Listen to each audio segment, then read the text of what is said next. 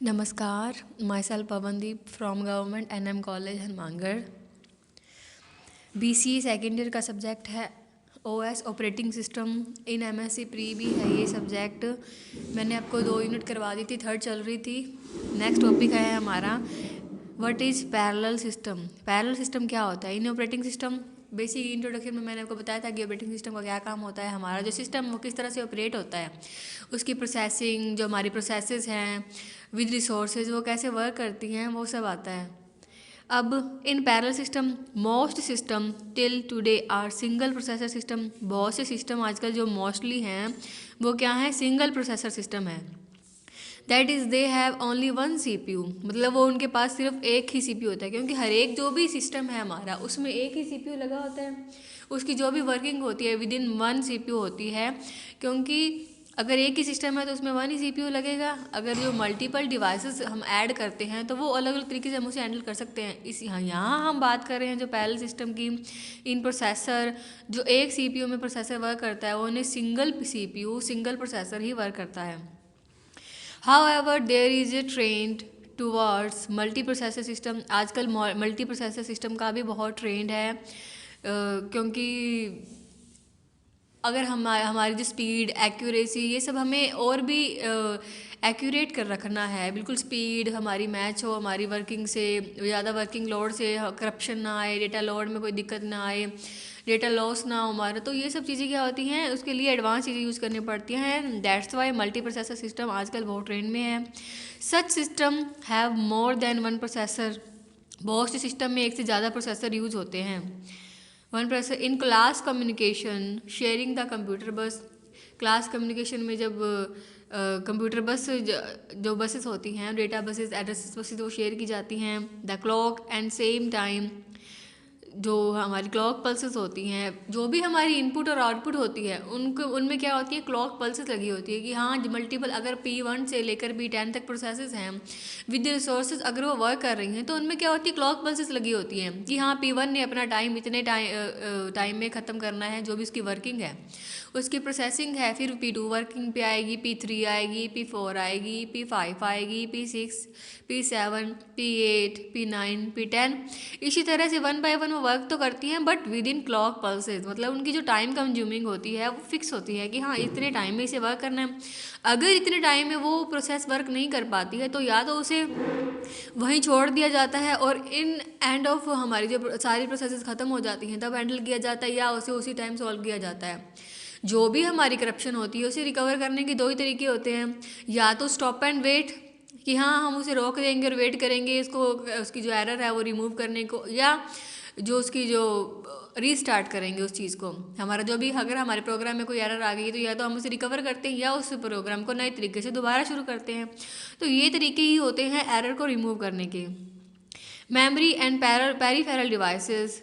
Memory clock pulses होती हैं इन multi processor system में। आपको बता रही क्या क्या चीज़ें यूज होती है। Clock and same time memory, जो हमारी मेमोरी स्टोरेज होती है, प्राइमरी, सेकेंडरी, मतलब main and auxiliary and cache memory. तो ये सब क्या होती है, इसकी डायरेक्शन में ही सारी वर्किंग चलती है। तो मेमोरी का नाम आएगा तो ये storage devices, hard disk, floppy disk, जहाँ स्टोरेज होती है। सेकेंडरी डिवाइसेस जो हैं वहाँ peripheral devices. Peripheral devices it means input plus output. In CO मैंने आपको बताया था पेरीफेरल डिवाइसेस क्या होती हैं। जब इनपुट प्लस आउटपुट कॉम्बिनेशन आ जाता है तो वहाँ क्या आ जाती है? पेरीफेरल डिवाइसेस यूज होती है। मतलब उसे पेरीफेरल डिवाइसेस कहा जाता है जब इनपुट प्लस आउटपुट दोनों डिवाइसेस का काम होता है। The system are refer to as tightly coupled system. जो ये सिस्टम है वो फाइटली कंपाइल सिस्टम को रिकोगनाइज करता है। These are several reason for holding system. ये जो सारे सिस्टम है, हमारे जो रीजन्स हैं, जो मतलब हमारी जो प्रोसेसेस हैं P1 से लेकर P10 तक, जो वन बाय वन वर्क करती हैं और उनकी जो टाइम कंज्यूमिंग होती है, मतलब उनकी speed, accuracy with clock pulses उसको हैंडल करती हैं। मतलब जो भी हमारी प्रोसेस है, मैंने आपको पहले भी बताया था कि जब P2 वर्क कर रही है तो वेटिंग स्टेट पे कौन सी है? Next P3। आपकी जो प्रोसेसेस है विद इन रिसोर्सेज वर्क करती हैं। जो भी रिसोर्स है वो वन बाय वन प्रोसेसेस के साथ वर्क करके उसको एक्यूरेट तरीके से हैंडल करती है एंड रन करती है। ऐसे ही सारी प्रोसेस P1 से लेके P10 तक वो वर्क करती जाती हैं। One advantage increase throughput by increasing know them of processor. इसका एक एडवांटेज है कि ये थ्रूपुट इंक्रीज करता है, मतलब throughput time turn around time मैंने आपको बताया था, मतलब जो भी throughput time and turn around time क्या होता था कि जब दो प्रोसेस वर्क करती हैं वो वाला टाइम, और जब 1 से लेकर 10 तक सारी प्रोसेस का वर्किंग टाइम होता है वो आ जाता है टर्न अराउंड टाइम में।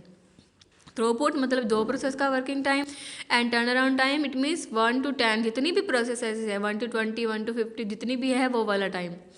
We hope to get more work done in short period of time. हम कम समय में इसे सॉल्व करने के भी बहुत सी इसमें रेफरेंसेस होती हैं, जो हमारा वर्किंग है वो कम समय में ख़त्म हो जाए। The speed up ratio with N processor is not N however but rather is less than N, because मतलब जो इनपुट होती हैं input with N and output with M processor, because when multi processor cooperates on a task certain amount of overheads is incurred in keeping all the parts working correctly. मतलब जो भी हमारी हम working कर रहे हैं इन मल्टी प्रोसेसर हम use इसलिए करते हैं कि ताकि जो टाइम रेशो है वो सही रहे, हमारी स्पीड बढ़िया रहे और हमारा जो काम है वो कम समय में एक्यूरेसी के साथ ख़त्म हो जाए।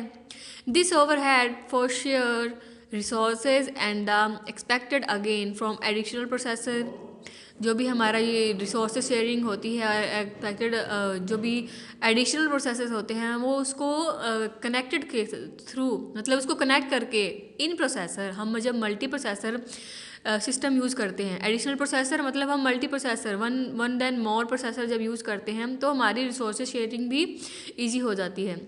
Multi processor can also save money, ये हमारे मतलब कॉस्टली नहीं होते ज़्यादा compare to multiple single system. मतलब अगर बहुत से सिंगल सिस्टम हम यूज़ करें उससे इजीली कॉस्टली नहीं पड़ता है मल्टी प्रोसेसर। अगर हम एक ही सिस्टम में मल्टी प्रोसेसर यूज़ कर लेंगे और एक हमें 4-5 पीसी लगा कर वन सिंगल प्रोसेसर यूज़ कर रहे हैं हम, तो वो हमें महंगा पड़ता है, जबकि मल्टी प्रोसेसर हमें मनी सेविंग के लिए बेटर है। Because the processor can share multiple peripherals and router supply, मतलब इसके थ्रू हम इन प्रोसेसर के थ्रू हम मल्टीपल पेरिफेरल्स मतलब जो इनपुट प्लस आउटपुट डिवाइसेस हैं वो शेयरिंग हो जाती है। जो राउटर्स होते हैं मतलब जो नेटवर्किंग एरिया होता है हमारा, सब नेटिंग कह लीजिए, नेटवर्किंग कह लीजिए, मतलब जब लार्ज अमाउंट को मतलब लार्ज एरिया को लाइक 500 किलोमीटर हमें कंज्यूम करना है तो 100 किलोमीटर पे हम सब नेटिंग का यूज़ करके या राउटर्स, ये सब क्या होते हैं नेटवर्किंग डिवाइसेस होती हैं। नेटवर्किंग राउटर सब जो सब नेटिंग होती है वो इसी के थ्रू होती है। राउटर, रिपीटर्स, गेटवेज ये सब इसी के लिए यूज़ किए जाते हैं। It several program are to operate on the same set of data, ये सेम सेट ऑफ डेटा में ऑपरेट किए जाते हैं। It is cheaper to store this data on one disk and to have all the processor share then rather than to have many computer and many copies of the data. और ये easily share करने के लिए भी use होते हैं। मतलब processor जो है वो वन डिस्क में स्टोर करने के लिए भी बहुत चीपर माने जाते हैं ये प्रोसेसर। मतलब जो हमारे एक ही डिस्क में हम बहुत सा डेटा सेव कर सकते हैं, जो हम 4-5 डिस्क में सेव करें वैसे ही हम मल्टी प्रोसेसर के थ्रू वन डिस्क में सेव करके भी उसको सेव कर सकते हैं। जो भी हमारी अमाउंट ऑफ डेटा है हमारा लार्ज है स्मॉल है जो भी आपकी क्वेरी उस पर प्रोड्यूस होती है। Another reason for multi processor system is that they increase reliability, मतलब ये बहुत ही विश्वसनीय होते हैं मल्टी प्रोसेसर जो सिंगल प्रोसेसर के कंपेयरिंग में। जो ये रिलायबिलिटी बहुत इंक्रीज मतलब बढ़ना, रिलायबिलिटी बहुत ज़्यादा होती है इन मल्टी प्रोसेसर में, इसलिए हम इसे यूज़ करते हैं। ये भी एक रीज़न है मल्टी प्रोसेसर यूज़ करने का। If function can be distributed properly among several processors, then the failure of one processor will not halt the system. मतलब कोई भी अगर हमारे प्रोसेसर में फेलियर हो जाता है तो ओनली वन प्रोसेसर नहीं है कि वो उसे होल्ड करेगा। मतलब मल्टी प्रोसेसर अगर एक चीज़ की कारण कोई चीज़ बंद हो गई है तो मल्टी प्रोसेसर में क्या होता है कि कोई दूसरी क्वेरी भी उसको हैंडल कर सकती है। मतलब दोबारा रीस्टार्ट करके उसको दोबारा सॉल्व करके फिर से रीस्टार्ट करके उस क्वेरी को चला सकती है। But the rather will only slow it down. There is the entire system run only to pleasure rather than failing together. This is called parallel system. Parallel system मतलब विदाउट फेलिंग कोई भी failure के को छोड़ के, मतलब हमारी जब भी हम प्रोसेस वर्क करते हैं तो उसमें फेलियर का कॉम्बिनेशन मतलब फेलियर की कंडीशन बहुत कम होती है, क्योंकि अगर फेलियर आ भी जाता है तो उसे रिसॉल्व भी कर सकता है हमारा जो मल्टी प्रोसेसर सिस्टम होता है।